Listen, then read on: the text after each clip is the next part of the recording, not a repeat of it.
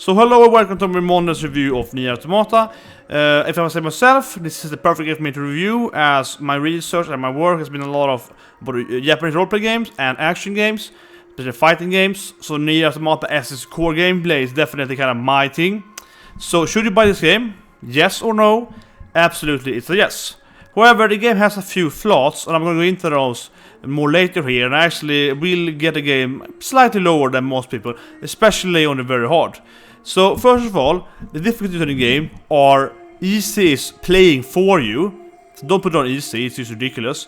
Like, it's no gameplay at all. If you want to see the storyline, which is great, the game has an amazing storyline, go for that, I guess. But otherwise, easy mode is actually too easy. And very hard isn't just hard, it's just also kind of unfairly hard, which is covered a lot later. But generally, I want to talk about some other stuff here in this pre-word before we go into the core battle of the game, so that you're fighting, right? And first of all, the game has great banter, actually. I really like how the game has a great, especially with 2B and 6-0, or 6-0, whatever it is. And it's like this nice, like, inboxes, message you get from her and so on. It's very nice, and all the characters have this kind of dialogue between them and so on. So a lot of that stuff in the game which I find is really good. And the game has several of these kind of, minor great details. Everything from how the character looks, how your clothes getting slightly destroyed when you fight, how you can like resurrect your body again, then it's like ruined. A lot of great details for the game. So I definitely recommend the game purely from that. That is a very, very detailed work everywhere through the game. Furthermore, then the game has stuff like mounts. You have fishing in the game, so there's more stuff than you can uncover here, which is somewhat is kind of pointless, but it's the fun of it. But you know, there's stuff there in the game, and it took me about 30 hours to beat the game on very hard ones. And of course, if you play normal and hard, it takes less time. But if you want to get every weapon, read all the extra story parts, and see the side quests and so on, the game should take at least 50 hours or so, if not more, to play the game. And for example, some side quests you cannot do before you maybe do some stuff, some quests you will miss. So the game has a lot of replayability. I'll cover that more on the story part later, but it's a lot of replayability in the game. Lastly then, the game is not open world. It's more like section of the world you get by playing the storyline. However, you might go to some of the parts early in the storyline. That will give you some other stuff. Maybe it's like what you cannot do if you do it later in the game and so on. So there's a lot of like, well, should I go here now, should this and so on. With a lot of side quests hidden everywhere and stuff like that. It's a quite a fun game to explore. And the game fully is weird. It's hard to explain. My only real point about the game was say, this is a game you have to kind of experience. This game is weird, the game has weird characters, it has a very special feel to it, and it's even hard to explain it. But I will cover right now, in my next point, is going to be the combat system. Okay, let's start with my favorite part of any game, the combat system of the game, and the core gameplay. This is my expertise when it comes to my own life and work and so on, so trust me on this thing here. And the game that it's really good. It's fantastic core gameplay. You go back and forth with weapons. You have 4 different weapons, type weapons. You can change between settings of them. You can easily swap between your set weapons and the combos. You can extend your combos back and forth between how you press the buttons, if it's orders, or if you hold the button and so on. Everything just works really great in that thing. You also have your pods then. If you have one pod at the beginning, you have more pods. And they are kind of your machine gun or your rocket launcher or whatever you can shoot from the side. And if you play the game correctly, you will shoot while punching stuff. So you will do both, and that's not more damage, which is very important and very hard. You know, that is fantastic, and it's quite hard actually when you play it in high difficulty, because the control with the analytic and so on, and it works really, really well. And the pod can also swap between left and right pod and so on as the weapons. And the pods can have different skills, which is very customizable, and you can activate them simultaneously, and they have different cooldowns and so on. So you're going back between your pods. It's a crucial skill to survive the game, and it feels really good in the game. And so the weapons that you find weapons, there's secret weapons, you can craft weapons, you can find different secret shops to get weapons, and you have to find materials, typical role-playing, and that thing is generally very, very good as well. And the pods then are a little hard to upgrade and so on, but they're doing pretty good as well. However though, the ships on the pods, it gives you a lot of customizability, and there's both a con of it and a good way. So, thing with the pods, you can give them like lifesteal, you can get them defense up. There's a lot of different choices you can have, meaningful choices you can have. However, though, I have to say though that the game is clearly not balanced for very hard, because on very hard the pods stuff are useless.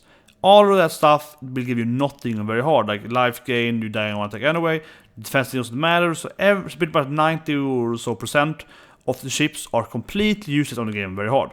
You will only use attack boosting thing, and that is very unfortunate. So that's a little sad in the game there, that it's clearly not made it all very hard. You can see it right away there. And otherwise though, the game has a accessibility, and that's great. And also, this really, I mean, I would say again here, it's really important using your pods for different ways, like using the pod for melee protection or deflect protection and that. It's very hard, and go back and forth between that and make you immune to it and so on, and it's very, very tricky. And aiming with the pod is quite hard in the beginning. When you learn to do it, you can run like backward, shooting behind you or so on. It's really cool actually. And the game, and furthermore then, the game has this really, really cool thing with this change between 2D and 3D. So sometimes the game is more like a typical beat 'em up action oriented game, then it goes retro and goes back to like a Super Nintendo game. And some stages are completely 2D, the bosses in 2D, some bosses are like 3D, but the bosses in 2D, and vice versa, with like 3D stages but 2D bosses so on and very. And that is really, really cool. And you see right away when you play this, should remember the smooth part of the game, with the mechas in the beginning, the first stage, that is changing between like 2D from the side, 2D from the top, 2D from this weird diamond angle, and also 3D. And all of that works very well in the game. So the whole core gameplay of the game is fantastic. It really is fantastic. The only thing that's really lower in the game, except the custom ability, which you just don't on very hard on, is that on the checkpoints and skipping and like the other stuff outside the actual combat is not very good in the game. It's actually pretty bad. So if you die in the game, you will have to replay like 3-4 minutes of nothing. And for example, it's one stage in the game, then you have like about 20 minutes or so passed between two checkpoints. And that is actually working great, because it's a constant battle against really hard enemies all the way through. If you die, you have to redo it, and that is fine. But there's also stages where we have a boss fight, and checkpoint is about 3-4.5 minutes to walk to the boss from point A to point B, and there's no enemies between point A and point B. So you're just moving over there, and then you have to get this cutscene and the dialogue, and then you can fight. So I've actually had a situation where I had 2 hours of fighting against the boss to kill it. We're roughly 1 hour in total of those 2 hours were actually just me running to the boss, every death. So unfortunately, the game is lowered by its situational stuff around the actual gameplay. The actual boss battles are really good in the game. They have great flow. You have to different keys of the boss says, learn different, sound effects, so sound then to avoid. They all work fine though, but every time you die, you're wasting like 3-4 minutes to get back to the boss, and that's really annoying. That is actually, if you ask me, the biggest issue of the whole game actually. The checkpoint, skipping, loading screen, that thing combined is actually the worst for the whole game actually. But otherwise, the combat in the game is fantastic. It's really good flow, as I mentioned several times now. And again, I just want to emphasize how cool it is when it goes back between 2D and 3D and back and forth, and you don't actually know, and the boss, some boss are 2D and 3D. Like that is just fantastic. It's really fantastic. And when you learn to change the pods correctly and use that for different situations, that is really cool as well. So overall, the core gameplay is really amazing. I just wish that there would be a better, more efficient way you will get to the bosses and so on. Because actually, the biggest thing, as I say again then, is the whole checkpoint, death timing and so on in the game. Because you do get kind of out of the gameplay, right? So you have like a 10-minute battle against a boss, then you die, so you're kind of in the zone, you're pretty hot for it, and you have to wait for 5 minutes to fight the boss again, and those 5 minutes are over, you're gonna be like, well, okay, I'm out of the zone again, right? So that is very off-putting. So unfortunately, while the game works really well, there's kind of surrounding thing that kind of ruins it a little bit. And it's weird because some bosses you will spawn at the boss, and some more times you will spawn like 10 minutes from the boss, and so that is also kind of inconsistent. But otherwise, the core gameplay of the game is really, really good. And I would recommend playing the game on hard or normal, and the game is just be a great experience from start to finish. But on very hard, you will be frustrated by those things primarily. I'm coming in the end of this review, but those things are frustrating, the checkpoints especially.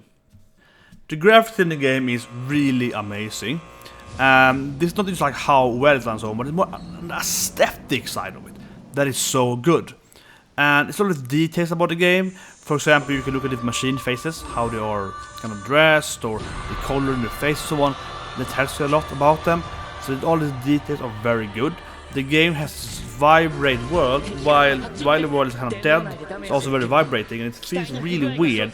The game is a game to experience, basically. So it's really hard to explain how good the aesthetic of the game is. Especially on a spoiler point, because a lot of the storytelling is told by the aesthetic of the game. And it's really, really well done. It's amazing on that point. This is then combined with the sound of the game, with its background tracks, are very melodramatic. And the whole game is just very melodramatic. But that's a combination of those two things. And you can hear some kind of crying and mourning from machines, the sadness of it. And it's a great combination of really good game world. The game world is amazing, both on sound and on graphics. The only very minor consequence of this is that sometimes the performance is a little low, but this is very rare, and sometimes the anti-aliasing and all stuff like that, graphic issues are there in the game, but it's very rare, and I'm completely ignoring those, to be honest. However though, sometimes the game is super ugly in graphics, on purpose, and that is fucking awesome.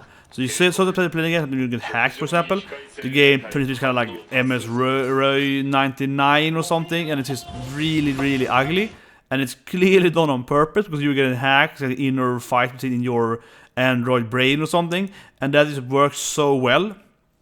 So yeah, the game has, and that happens, and the minimap of the game world, the minimap and also the game world map are shitty as hell on purpose, and it makes perfect sense. The more you play the game, the uglier they are, you like it, you're gonna like it. And so the graphics are really, really good, amazing graphics, because how they are well constructed, right? And the details and so on of the enemies. And then the sound, then, as I mentioned, is just really fitting this. And also then, the game has this really weird background lyrics and so on some, I don't know, random languages, and they're kind of combining that, and it just works extremely well. It's also good in the game that the sound effect is clear, and you move around, you hear dialogue, and it's no problem to hear the characters speak and so on between each other while you are fighting and so on. And overall, all the other sound effects, like the hitting on enemies, sounds great, the explosion sound, all that bass effect are good as well. So yeah, sound in this game and the graphics in the game are amazing. Probably the best part of the game, actually. So heads up now for very minor spoilers. Going into the story here, I'll try to not talk about the story at all in a one way, but okay, some minor side quests instead. So the story in the game is just fucking fantastic. It's really well done, and it's very interesting because the story is often portrayed through the action and the aesthetic and so on, instead of, you know, by text. So it's actually very little text actually sometimes, but you still get a lot of emotion from it. So in one case, you have machines committing suicide by jumping into lava. So yeah, spoilers, we're gonna be a lot of spoilers here now. And that is like, wow, what's happening, you know? And you feel this is weird, or it gives you a lot, they have this kind of paintings, and so it's very interesting. And for example, in one side quest, you're gonna save this runaway child for the mother. And if you do the side quest, it's an escort mission then. And if you do it and you survive while the child dies, this would be another like conclusion of the quest. You can actually, if you die during the side quest, you will just like restart the checkpoint. But if you survive the attacking enemies and the child dies, the quest actually up and say, oh, just go tell them out. She probably didn't love the kid anyway. There's an actual, you know, other part of the story there you get there. So that's actually different story parts, stuff like that. So yeah, the game is quite good actually on its story. There's a lot of weird story parts, and the game is very cryptic, it's very melodramatic. You know, the story in the game is just kind of fantastic. It's very philosophical. It has a lot of deep talks about it and so on. It's very, very good. But look at the main story. I'm going to cover the main story, of course, I don't want to spoil it. But the main story, I like the main story in how it is like, well, who's evil, who is good? I don't know. Everyone can be evil. I think everyone's against me. It's like you can't really predict, and you're like, I think she's with me, but he might be evil, or the humans evil, or the animals evil. It's kind of like that, right? So it's very good how the game is building that up. Some of the characters have this great portrayal. Some of the bosses have very little story, but the little you see of them tells you a lot. That's what the character design I mentioned in previous graphic aesthetics is so good, right? And it kind of combines with the story. The little story you get sometimes still tells you volumes. And also on that note, then the game has a lot of extra story about weapons, story about units you can read in archives and so on. We tell you more stuff, so you have to go in and read that. You don't have to do it, but if you want to get the full picture. And lastly, big spoiler now that, lastly, I think most people notice that the game has different endings. So you want to replay the game, there's a lot of quests you can fail, or you can ignore them, or you can tell fuck you, go and die, and you can do different stuff like that, right? It's not like it's super, each quest doesn't have a yes or no, do you want to do this? But a lot of them has, and it really affects your other parts of the game and so on. So it also is very, very good. But I think the primary point is that the story is portrayed in such a different way than most other games. And again then, this is the way you pretty much should play NieR Automata, because it has such a unique gameplay to it. And it's hard to explain why it's so good really in one way. Especially not without going into the spoilers. So I'm just gonna say those two mindless things, and I hope I didn't spoil too much for people with that. But yeah, the game has a really good storyline. No negative score of the game instead, and I will kind of comment on the final cons of the game. So my final score for the game then is 9.3. Which is quite generous, and I did this because I split it to very hard and the normal hard gameplay of it. Because very hard is not 9.3, absolutely not. So the general issue of the game then, the con-wise, because the graphics is perfect, pretty much sound is perfect if you ask me, but the combat system is really good, really good, but has some issues with the other stuff, right? Those are primarily then side quests in the game aren't that good. Like some of them are really good, some of them are mediocre. Some of them are pretty bad, and they kind of uneven, and do feel a little MMO RPG of them. So that's a con of the game, absolutely. Secondly, the control isn't perfect, a little low from that. And then, performance is a little bad, and it's sometimes hard to see who you are during some boss battles and most other battles. When the enemies look like you, and you have your partner look like you and so on, they can be confusing. Those are general issues then. Then, however, these tandem issues here are lowering the whole game. So those are then, of course, again, the checkpoint, you have to run for a long time. You cannot skip, actually, the dialogue and monologue for bosses. That's a lot of waste of time. The loading is too long, and that's annoying. And then you have this stupid thing where you die from that the game world is like changing the 2D to 3D and so on. That might actually kill you sometimes. Then when it goes back from that, right? Especially very hard, like all the time, pretty much. That's really annoying, and it's a clear bug. Where some bosses will kill you before they actually reach you with attacks. So they kill you just by doing the attack, starting attack, and they kill you right away. That's very hard. And you will hit your course on levels. So those are all those minus things, so kind of making the whole death checkpoints being really annoying. And then if you look at the very hard score, I'm actually giving the game 8.5 in very hard. Because if you play the game very hard, it's very noticeable that the checkpoint is horrible. So that's why I increased the D value of that. That the loading is long, and especially you cannot skip dialogues. So you have to go to a boss, listen to the whole like 1-2 minute dialogue after running for 3 minutes, right? That's 5 minutes every time. It's really bad. And this thing that you can get hit during like perspective chasing cutscenes, that will kill you all the time and very hard on smooth stages. You will die from that a lot of times. Like B2, which will fly from wherever you are to the middle, you can control this, and you get killed by bullets while she's flying. And you cannot avoid it, right? And this happens on every difficulty, but on very hard, you will die from this. So you have to replay the whole stage again, pretty much. This happens notorious times to me, and it's really bad on very hard. And this stage are like they're pretty bad, basically. They're just annoying and nauseating. Usually they're fun though when you really learn how to control the game, and it's very fun, better. But some of the deaths, most of the deaths are unfair, and you don't feel like I died because I was a bad player. You feel like you died because the game wasn't fair to you. That's smooth position of the game. And then when you die in the boss set, you do feel it's fair, but you have to run for like 3 minutes to get back right. So on very hard, the game is actually an 8.5 for me.